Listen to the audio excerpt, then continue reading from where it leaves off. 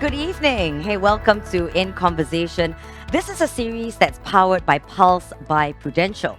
And today I'm so happy to be introducing my guest, who is Mr. Mun Hoe, Wealth Advisor. And he's very, very familiar with this topic that we're going to be talking about. Hi, Mun Hoe. Thank you Hi. for joining us. At what age do you start planning for retirement?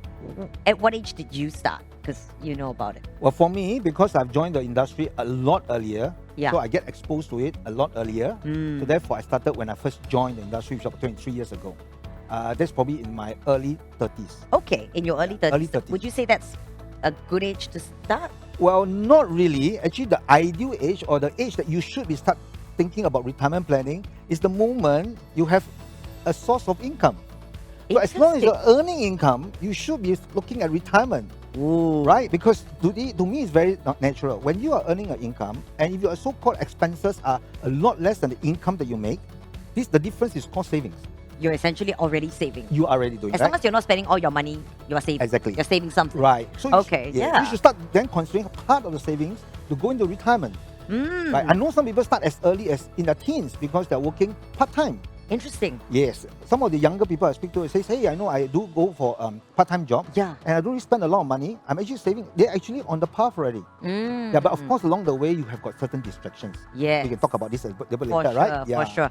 When I think about retirement planning, I get quite scared. But what do you think about? And what do you think we should know?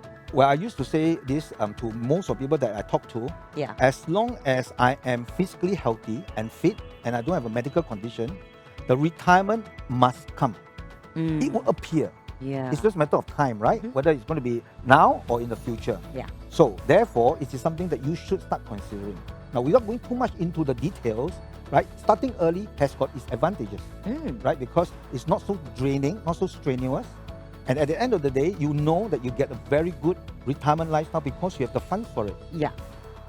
The SRS itself is actually a government initiative to meet the financial needs of an aging population in Singapore. Mm. Okay, if you look at the demographics, okay, our people are getting older. We have got less younger people to support the older generation. Therefore, the government initiative is to have this SRS to help to meet the financial needs. Mm. Right? It is actually a voluntary program. Ah. It's not compulsory. You can choose to opt in. If you want to start, it's fine, right?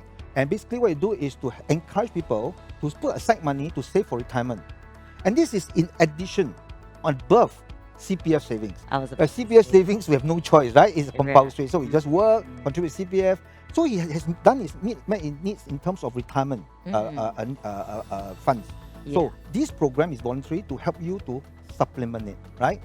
It is meant for everybody. Okay, whether you're a Singaporean, a Singapore PR, or a foreigner, you can participate in this. Okay, and all you need to do is to ensure the requirement is that you must be at least 18 years old and above. Okay, and you are not an undischarged bankrupt. Mm. And finally, you are not of mental disorder. In other words, you have got sound mind and you're able to make decisions on your own. The program has got some tax benefits. Okay. Yeah. So any money that you contribute to SRS, okay, is actually considered tax relief for the year of assessment. Yes. Yeah. And the wonderful thing is the money that sits in the SRS, you can invest, which we can talk about it a little bit later also. But the money you invest, whatever investment gains you get from there, Yeah. they're all tax free. Wow. And last but not least, okay, when you eventually withdraw the money, Mm. okay, only 50% of what you withdraw from the account Yeah. is subjected to tax for that particular year of assessment. When you withdraw the lump sum after retirement, Right. do you have to pay the 50% tax portion immediately?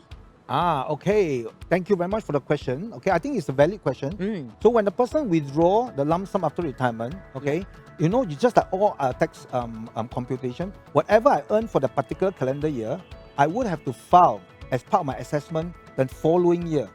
I think today is by the April the 15th. I think online gives a couple of days. So after you file and the assess is correct, then you pay the tax part. But in terms of computation, you only compute 50% of what you have withdrawn. What is the risk of putting money in SRS as compared to, say, investing on their own? Thank you, Joseph, for asking that question. Okay. Let me just understand the question a little bit. What is the risk of putting money in SRS as compared to investing on their own? Yeah. Okay, so Yeah. I presume when you're talking about investing on own, you're talking about a normal savings account, right? I'm guessing so. That's yeah, right. Okay, so Jofra, I presume they're talking about that. Yeah. So if in the same scenario as a question you asked just now, what's the advantage of putting money to SRS and putting into a normal savings account? Yeah. The advantage, of course, is the tax relief that you enjoy. Yes. Okay, and the investment gains you get from there is also not taxable. And the good thing about the SRS account, unless when you're investing into those instruments that the SRS account do not allow, then you have no choice. Then you invest on your own, right? But if, say, for example, you're investing in common things like stocks and shares, right? Equities. Correct. You're talking about unit trust. Yeah. Then there's no difference investing on own and investing in SRS. Of course, if you invest on own, that's outside SRS. When you want to take the money out, there's no 5% penalty. True. So that is the biggest difference between this. So if I ask about risk, I think the risk is not with the account. The risk is with the investment asset or the instrument that you put your money in. Okay, that's the risk. The only trade-off is, like you say, is the downside in terms of the penalty. Yeah. Okay, and also whether the advantage of keeping that for good for retirement purposes. Right?